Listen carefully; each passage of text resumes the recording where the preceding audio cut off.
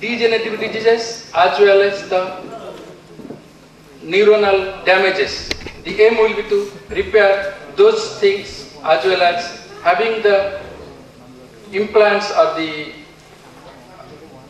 like the visual implant, the cochlear implant or brain stimulation. We are going to have these prosthetics which are going to enhance the human faculty. This is one aspect which I want to tell. This science has always advanced with the help of the military needs. Most people who have benefited were the physicists and the chemists. Recently, the biologists also. And amongst the biologists, the neuroscientists, where the people, the countries having military interests, they put efforts to go for research in these fields. What's happening actually? One is, I was telling you, this biological warfare. After this attack on the World Trade Center, many of the countries, particularly Europe as well as the United States, have declared war against terror. Besides this terrorism, we have this bioterrorist. And if you look at that, they use the nerve gases. In this Japan, that Soviet thing with the 1995. Earlier to that, in 1960s and 70s, the CIA, they used LSD to stimulate their pilots' fatigability. Now, the research that's going on by the military people came into limelight when a Moscow theater event where they used the opiate-like gas, phentamine, where several people were killed. These things also said to be used in the recent attacks by the Israelis on the Gaza. So this interest will be further augmented with the recent development in neuroscience, particularly this transcranial stimulation. Staying at a remote place, you can control the activities of the pilots, you can give them directions, you can disorient the activities of the enemies, and this is where the neuroscientists are playing a major role at the present moment. And in future, this may be an issue for the ethical concern. I'll come to the ethical and legal aspects that neuroscience, because neuroscience has been affecting each aspect of our life. According to the mind reading, somebody can read somebody's thought, and we have to having the cognitive enhancement facilities. How this is going to affect our life in the social sphere or ethical sphere. I give an example. Researchers had implanted the electrodes inside the brain with some of the patients who had depression. And with the therapy, with the stimulation, they were cured. However, these patients fell in love with the investigators. So this is one of the things. After that, this aspect of research was stopped. So this is basically a threat because this affects the human dignity and the autonomy. This is more dangerous than what going to happen in cloning. Human behavior, somehow or other, is modified or modulated or affected by the genetic makeup. But then when you modify the genetics makeup, it is finally through the neurogenome that one is going to do it. So ultimately, the neuroscientists who are going to be affected, who are going to do this. We have also now techniques which is going to develop and already coming up, but particularly by the neuroimaging system, where he can read the mind of a person. Before he thinks, before that he executes the thing, one can read. In such a thing, in the court of law, somebody may say, this is not my brain, I did not do it, the brain did it. We have now methods to detect lying. We have methods to predict who is a criminal, who is going to be violent, though we don't have legislation to take somebody into action in anticipation, but these technologies are already available. Even brain fingerprinting technology is already available If you go into the website, you will see that you can print a person who is a good person, a bad person. This can be differentiated, and the innocence of a person can be proved. So this is going into the legal field of somebody's in our society in future. Having seen that, like you have seen in Nazi Germany, the eugenics, people might utilize this neuroscientific knowledge to select people. So that is going to affect our society very badly and in a very negative way. This stem cell research is one thing which is going to be effective in this direction. Then the free will of a person. As I told you, we have methods to detect somebody's thought, what somebody is planning to do before he executes it. So you are getting into somebody's private life. So in a neurocentric world, this is going to be affected greatly.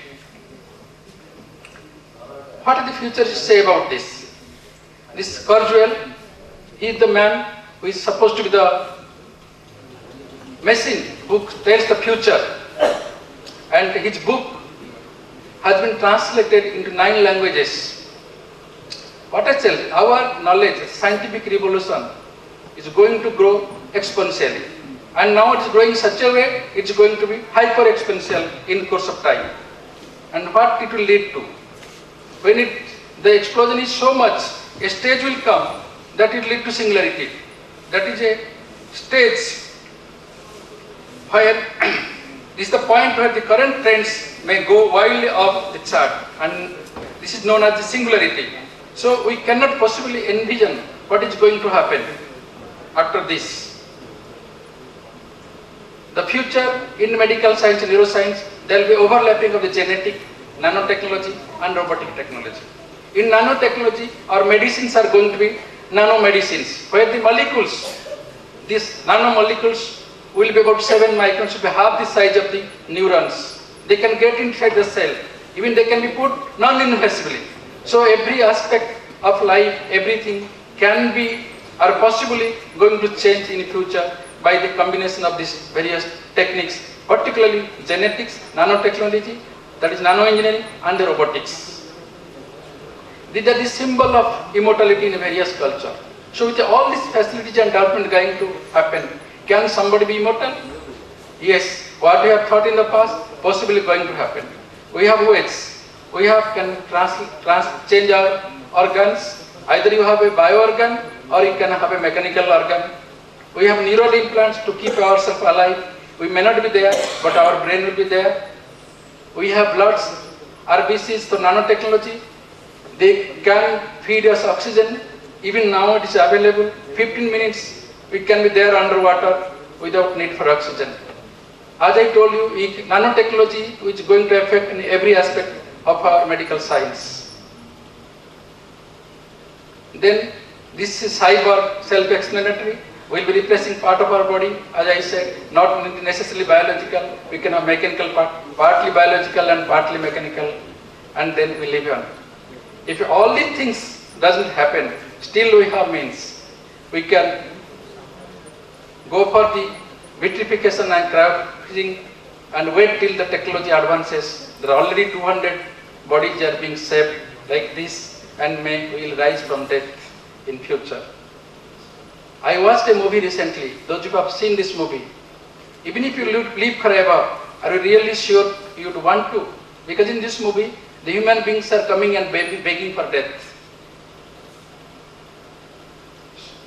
So the technological advancement, we neurologists, neurosurgeons, neuroanesthesists, neuropathologists, we cannot work individually.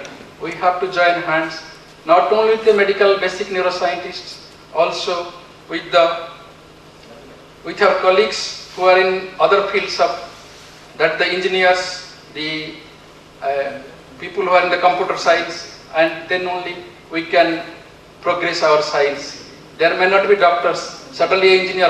Yesterday Dr. Misra was telling that neurosurgery is nothing but engineering. Probably you saw a picture, Dr. Fujita, with whom I worked in Japan. Till the age of 46, he was an engineer. Then I saw him designing his aneurysm clips on the table and clipping the aneurysm. So possibly they make better surgeons than the people who have got medical MBBS training, and we have, I won't say we have wasted our time, maybe we have spent more time in learning basic things than the technology what we need. So friends, I can tell you that we need a balanced life. Otherwise, this story of Daedalus and Icarus, we must not fly very high because the sun might melt the wings, or if you fly very low, the wings may get wet by the water. So one has to make a balance somewhere and plod through and tread through in this existing society. So in conclusion, the future of the man and neuroscience rests with us. We should not be blinded by the dazzling light of science, nor bewitched by its power and beauty, so as to have ill to it. We should channelize it for the benefit of mankind. Human being is distinctly unique. The evolutionary history of man stretches back to million and million years. I have repeated this. Man has not ceased to evolve. He will continue to do so, perhaps indefinitely, through the corridors of time, unless he destroys himself or is destroyed during the passage. Man possesses the neuronal compass, which has and can guide him to his intellectual destiny. We are going to be totally demystifying the religious beliefs of natural state of higher consciousness into total science in future. The most rewarding thing we can do now is to help create a better tomorrow free of neurological diseases. The future will be close to heaven. Then I believe the journey of the neuroscientist will be a successful one. Thank you very much for listening, and I must thank to those authors whose work I have plagiarized, because I have just plucked some flowers and made a garland to present to all of you. Thank you.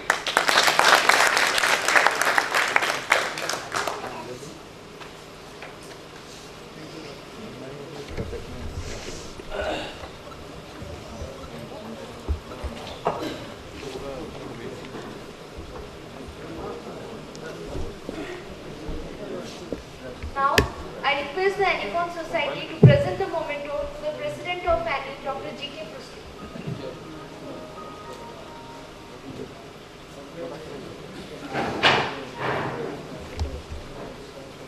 Chairpersons Dr. Sanatan Rasa and Dr. N. Upadhyay are requested to present the memento to Dr. GK PRUSTY.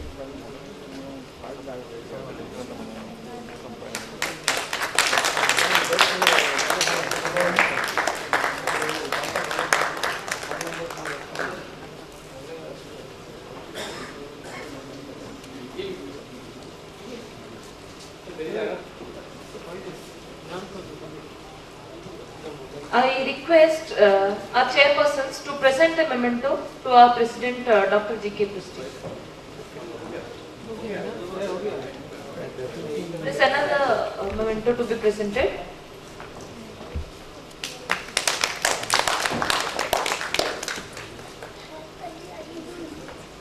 Now I request Dr. Sanjeev Mishra sir to present a memento to our honorable chairpersons.